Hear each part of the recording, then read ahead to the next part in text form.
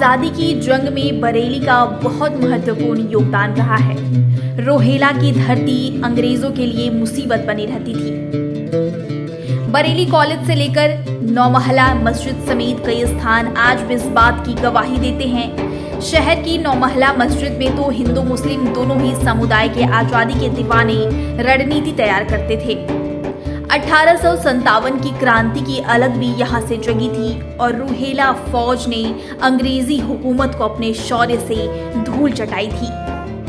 बरेली की नौमहला मस्जिद में इबादत के साथ अंग्रेजी हुकूमत के खिलाफ रणनीति बनाई जाती थी। देश में 1857 की क्रांति को अंग्रेजी हुकूमत के खिलाफ पहला स्वतंत्रता संग्राम आंदोलन माना जाता है।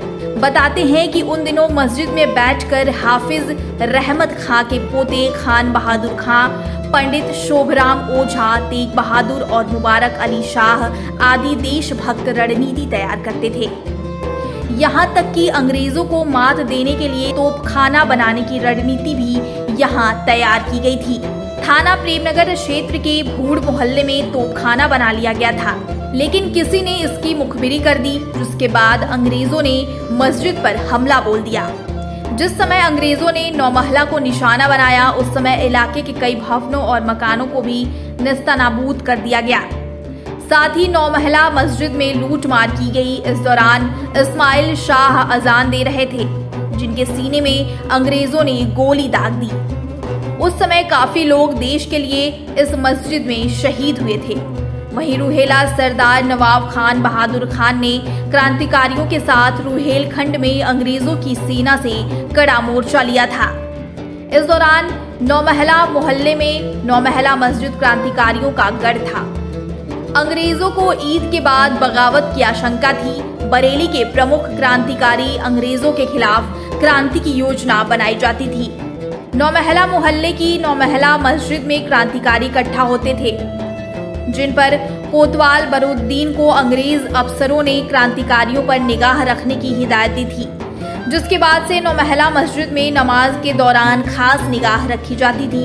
इसके साथ ही अंग्रेजों के खिलाफ कोई तकरीर न हो, इसके लिए सख्त हिदायत थी। धीरे धीरे अंग्रेजों के खिलाफ बगावत बढ़ती गई। 22 मई 1857 को ईद उल अलविदा यानी रमजान माह का अंतिम जुमा था।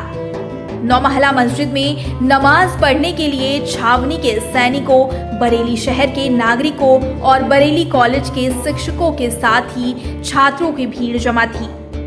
इस दौरान नमाज के बाद मौलवी महमूद हसन ने नमाज में आई भीड़ के सामने ही अंग्रेजी हुकूमत के खिलाफ तकरीर की। उन्होंने लोगों से अंग्रेजी हुकूमत के खिलाफ बगावत को जायज बताया था। इसके बाद ही अत्याचारों से निजात की बात कही। इस तकरीर का लोगों पर काफी असर पड़ा था, जिसके बाद देखते ही देखते लोगों में अंग्रेजों के खिलाफ बगावत बढ़ गई थी। आपको बता दें कि साल 1749 में रूहेला सरदार नवाब हाफिज रहमत खान ने बरेली में अधिकार किया था। उन्होंने नौमहला मोहल्ले की संगे बुनियाद यानी बसाया था। इसके बाद अपने पीर सैयद मासूम शाह को सौंप दिया। नौमहला में ही सैयद अहमद शाह बाबा और उनके बेटे सैयद मासूम शाह की मजार है। इनके अलावा वतन को आजाद कराने की रणनीति तैयार करने वाले भारत माता के वीर सपूतों ने हंसते हुए अपनी जान दे दी थी, जिनकी कब्र आज भी मस्जिद में बनी हुई है। मस्जिद में एक ऐसा कुआं है जिसमें सैकड़ों महिलाओं ने अपने पति के शहीद होने के बाद कूदकर अपनी जान दे दी थी। आज इस कुएं में पाकड़ का पेड़ उगाया है, लेकिन कुआं आज भी आजादी के उस क्षण का गवाह है। नौमहला मस्जिद एक बहुत पुरानी और ऐतिहासिक जगह है। देश की आज़ादी में इसका बड़ा योगदान रहा है।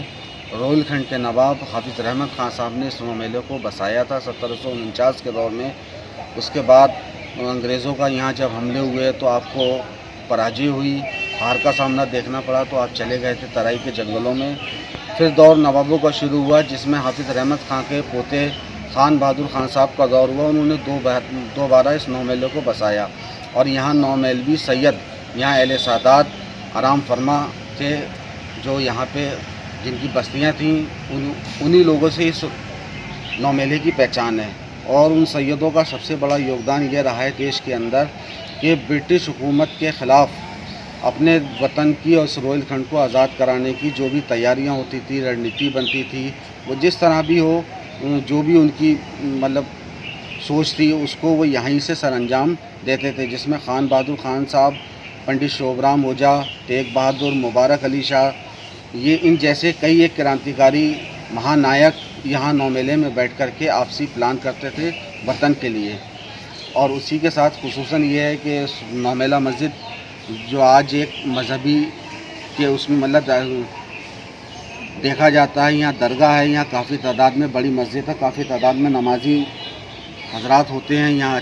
और यहाँ दरगाह है हज़रत ख्वाजा नासिर मियाँ की जो 1906 में बनी, आज उसके ज़रिए लोग यहाँ पे आते हैं और उन शहीदों को खराजी अक़ीदत पेश करते हैं। किस तरह से रणनीति तैयार होती थी यहाँ पर? रणनीति वतन के लिए जैसे ये होती थी, जो भी हमारे वतन पे हमें अपने वतन को कैसे आज़ाद करना है, क्या करना है, जिसमें ब्रिटिश हुकूमत के ख़िलाफ़ तोपें डालने का काम शुरू हुआ। तो वो भूड़ स्थित नवाब खान बहादुर खान साहब के घर पे कारखाना लगा, वो जो प्लान बना था वो भी यहीं पर ही बना था।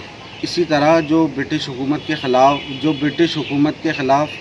जो भी वतन के लिए काम करते थे, इसी तरह ब्रिटिश हुकूमत ने, अंग्रेज़ों ने अपने मुखबिर बनाए थे। उन किसी मुखबिर ने यहाँ खबर दी कि यहाँ पे अंग्रेज़ों के ख़िलाफ़ साजिश होती है, तो अंग्रेज़ों ने यह हमला किया, जिसमें बड़ी तादाद में नौमेलवी सैयद शहीद हुए और कई क्रांतिकारियों की कब्रें आज भी नौमेला के अंदर हैं।